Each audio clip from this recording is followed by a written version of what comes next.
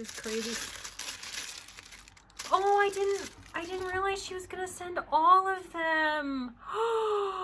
Hey everyone, welcome back. I'm Leandra the TBR0, and it has been quite some time since I sat in front of a camera. You wouldn't notice based on my posting schedule, but as many of you know, I had COVID for the last week, and it was something. It was not a good time, would not recommend. And so everyone stay safe out there, stay healthy, just do the best that you can to take care of yourselves because you deserve it. And as soon as you start getting sick, whether it's COVID or something else, take care of yourselves, rest. Work is not worth it, especially when we're talking about like taking care of our bodies and making sure that we live long lives. So anyways, I wanted to get that out there that I'm still very much not 100%. I'm also still a little bit congested, so I'm trying not to have you witness me blowing my nose while on camera, but this is going to be a very relaxed video where I recommend 25 books that are 401 pages or more.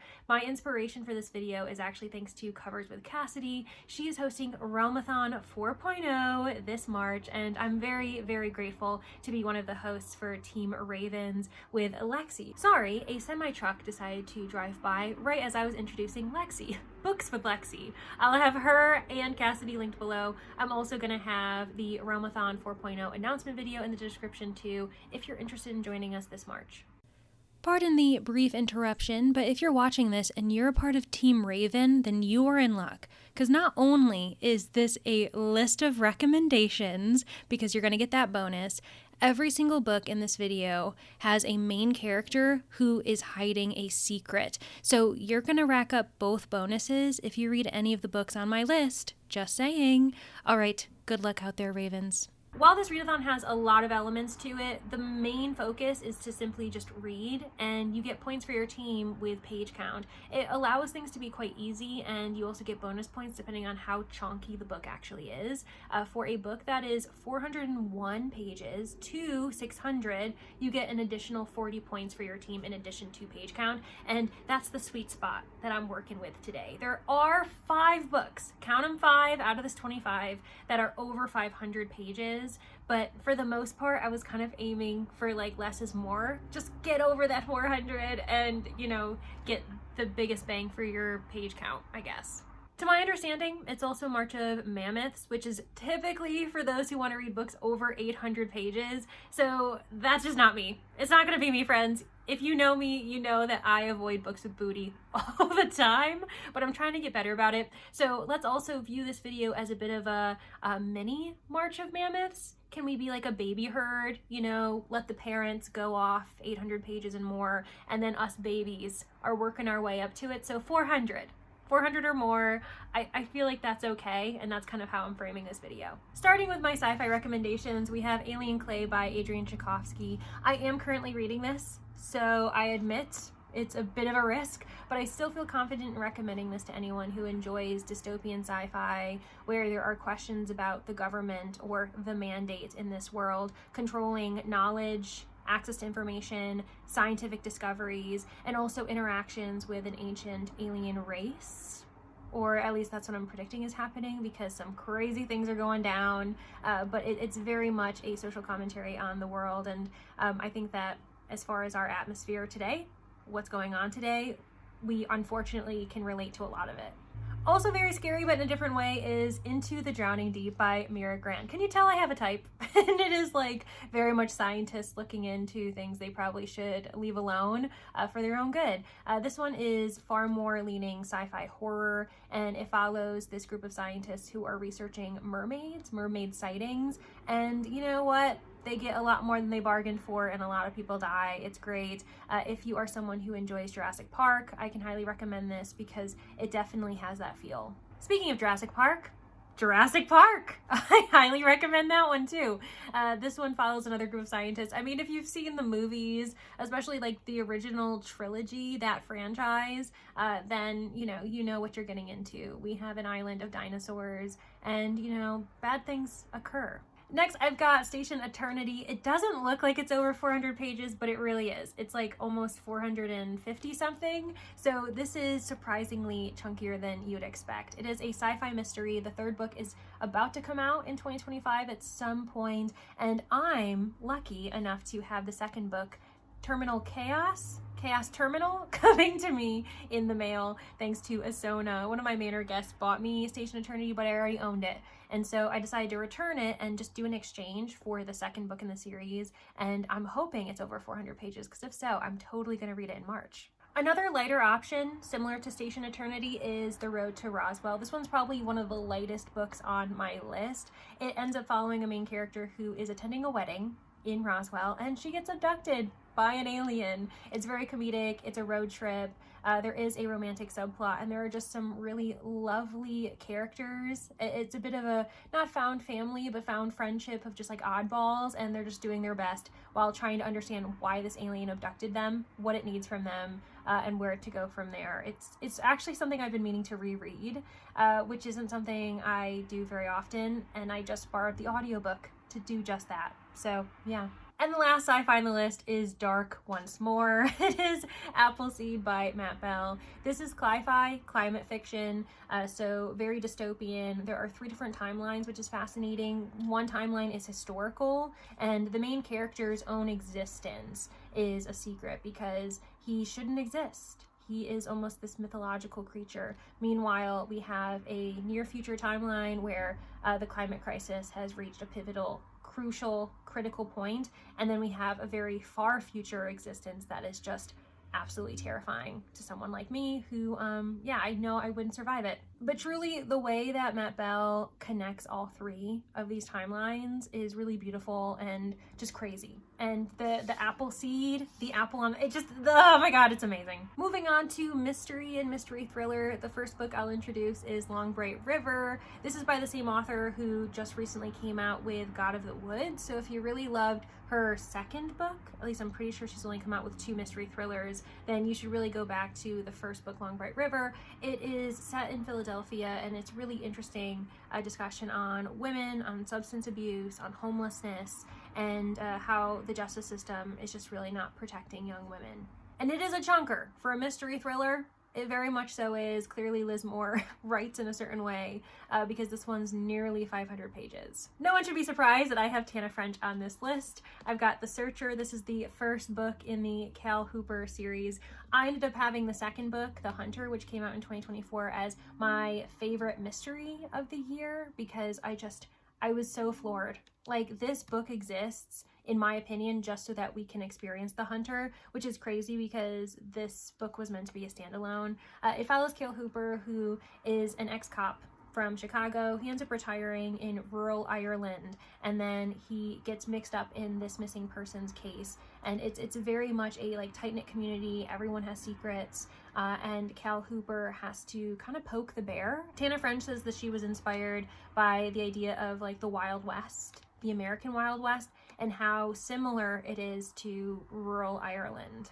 Murder in Highbury by Vanessa Kelly. This one is just barely 401 pages, but you know what? We'll take it. Thank you so much to Kensington for gifting this to me in the fall. I just didn't get to it, but now I'm finding it to be a really healing experience reading it. So yeah, thank you. I'm enjoying it so far. It's another one that I'm currently reading, but this is the first in the Emma Knightley mystery series. So if you're someone who really likes historical mysteries, who loves seeing Jane Austen characters being recreated in a murder mystery, then I can definitely recommend it to you.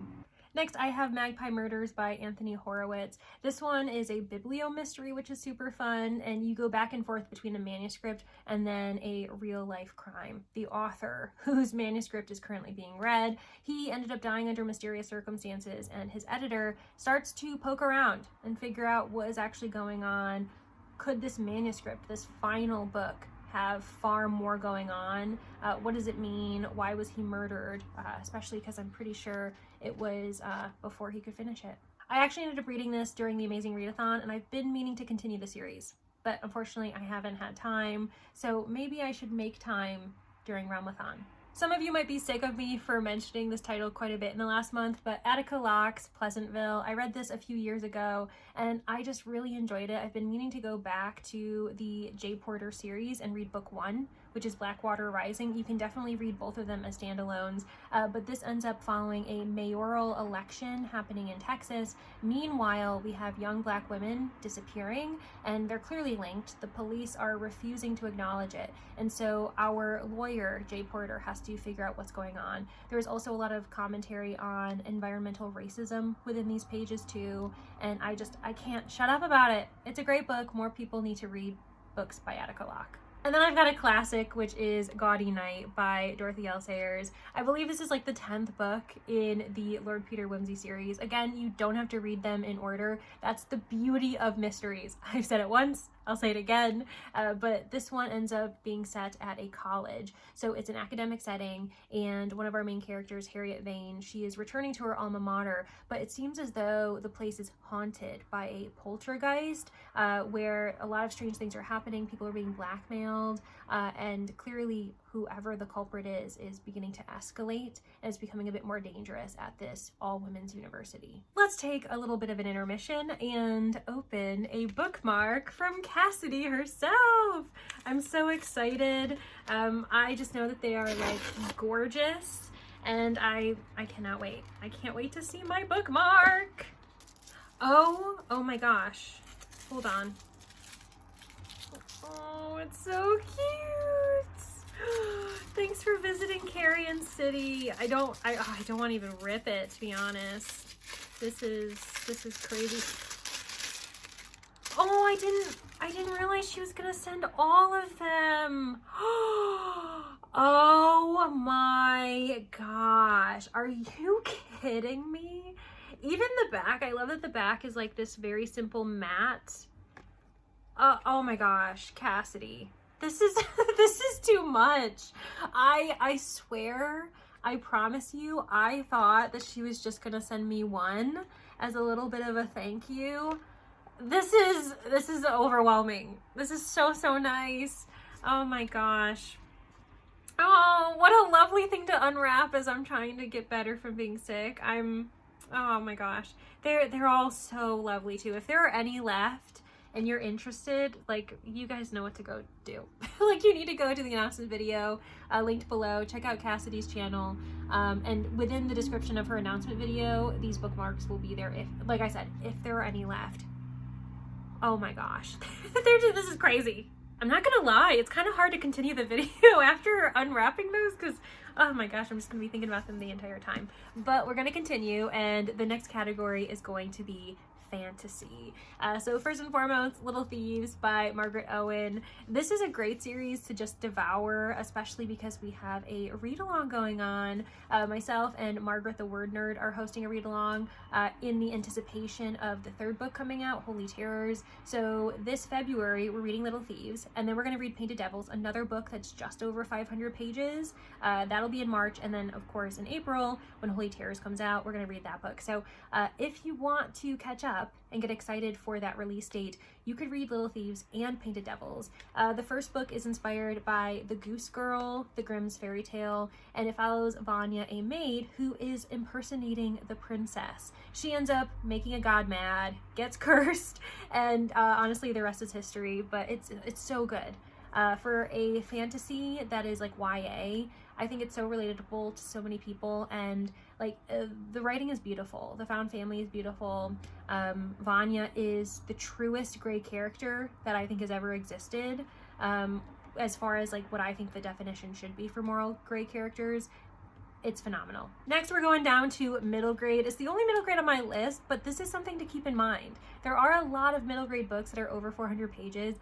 For instance, Frostheart, I think the Benedict's Society, Mysterious, whatever. There's a lot of middle grade that are like chunky, you know, and something that you can enjoy, especially if you need a palate cleanser. But the book I'm going to talk about today is Amari and the Night Brothers. This follows Amari. She is actually searching for her missing brother. So it's a little bit of a genre blend. There is a mystery going on with this missing person. And in order to do that, Amari has to join this secret organization, and she learns that like fantastical creatures, magical abilities are all real, and it's something she's got to process while on this mission. Speaking of genre blends, of course, I'm going to recommend The Tainted Cup by Robert Jackson Bennett. The second book, A Drop of Corruption, is coming out in April. So again, a great opportunity. If you've missed this title from last year, you should read it, and then you can immediately pick up A Drop of Corruption in April because it is bound to be amazing. This is a fantasy mystery that is inspired by Sherlock Holmes. I mean, we have a Sherlockian duo with Anna and Din, her Watson character, and he's also our narrator. People are dying because they have trees, plants sprouting from inside them and literally creating human shish kebabs, pretty much. It is nuts. There's also a lot of empire in here, which is really interesting to discuss the politics and the class distinctions, all while leviathans are just hanging out on the other side of the seawalls, waiting to break through and pretty much destroy all of civilization. It's a great time. Welcome to Night Vale is the weirdest one on my list. I also never really know where to place it because it's described as like fantasy, sci-fi, horror. It's inspired by or created from a podcast, which is, Welcome to Night Vale. I've been meaning to continue the series because the second book is called It Devours, and it's a wild ride. But it follows these characters who all grew up in Night Vale, and it becomes stranger. Like, strange things are normal in Night Vale, but it becomes ever stranger to the point where they have to visit the library, the most dangerous place in this town. And there's too much. There's too much for me to describe, but it's crazy. It's really fun. If you have access to the audio, I highly recommend that because you can tell that it being inspired from the podcast, it's very much an audio experience, probably first and foremost. And then rounding out my fantasy recommendations is Small Favors by Erin A. Craig. This is another YA fantasy. It's quite dark. There are some gothic vibes, definitely inspired by fairy tales as well. And there's a lot of paranoia. Like, this small village is surrounded by paranoia when strange things begin to happen, things begin to be stolen, and everyone's pointing the fingers, when in reality the things that they should be afraid of are outside in the woods and circling them and waiting to strike.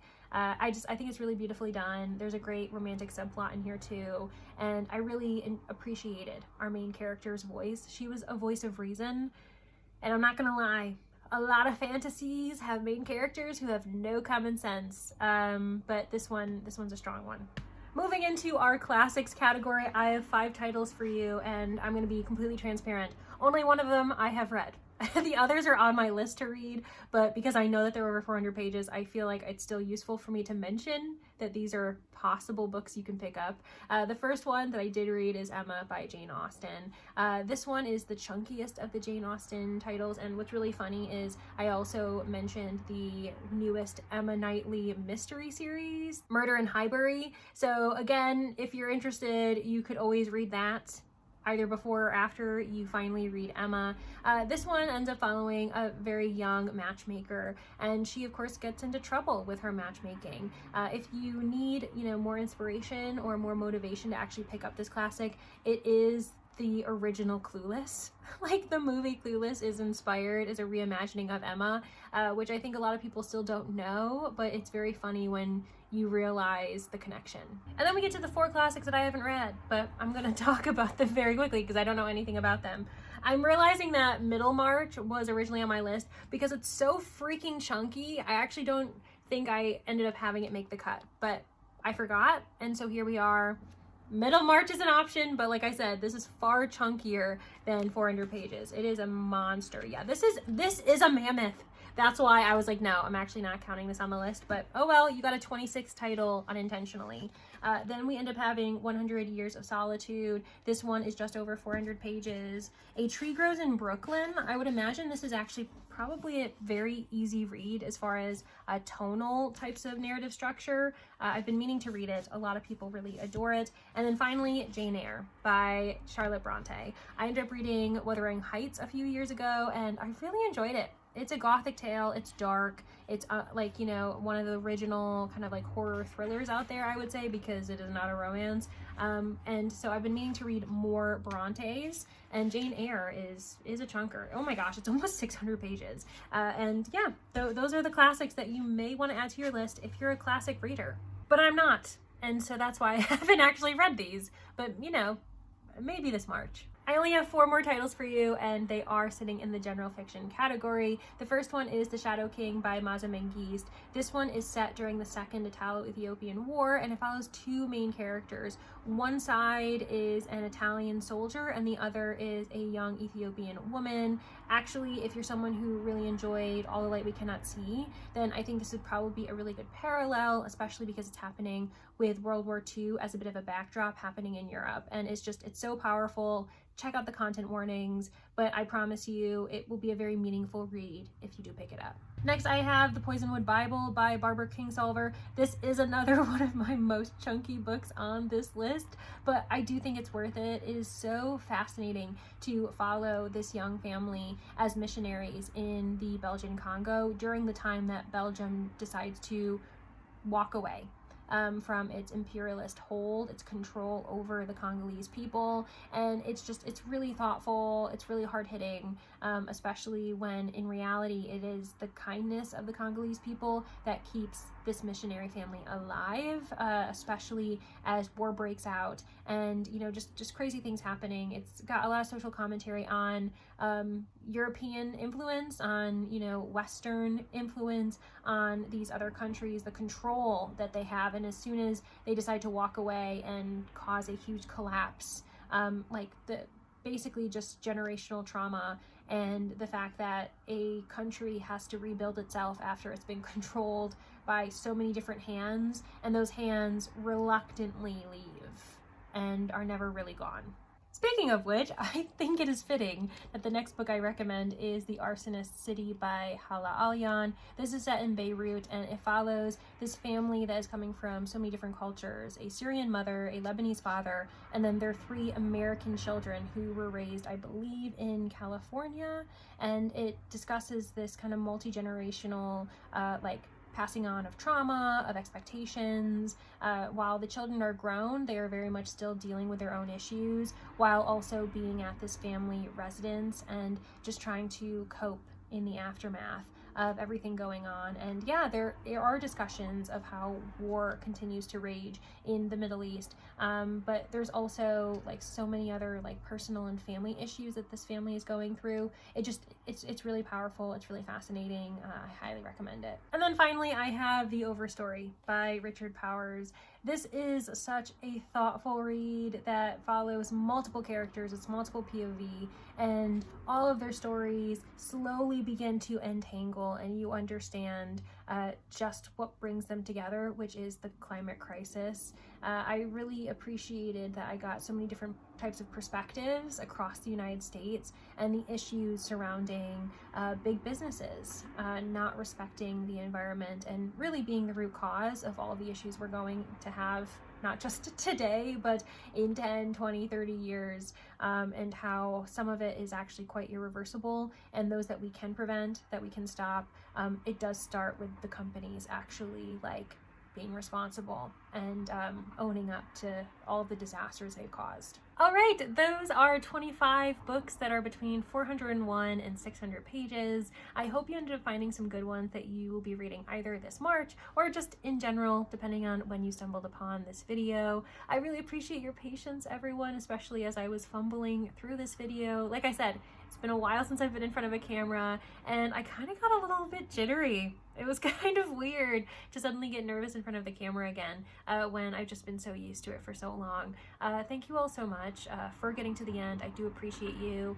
Please leave a comment of your own recommendations. Which books are you going to pick up, if you will? What is your own TBR when it comes to either REALMATHON, how about March of Mammoths if you're going to participate, or anything else under the sun? If you aren't feeling chatty or you really just don't have anything to say, but you want to let me know that you've been here, and I always appreciate seeing these little emojis, I really do appreciate it, then how about in honor of The Overstory, we do trees and leaves, just, nature emojis. I'd really love to see that because I feel like it's very healing. And like I said, I've been sick. Thank you to my manor guests, whether you are sleuths witnesses, suspects, or corpses. You all are so supportive, especially as I've been sick. We had these big plans this weekend and I just wasn't able to obviously accommodate and pull through and have them for you guys, but you all just cared about my health first and foremost, and I'm really grateful for that. And yeah, other than that, I hope to see you guys this March in REALMATHON, or just around the internet really soon. Thanks everybody. Bye.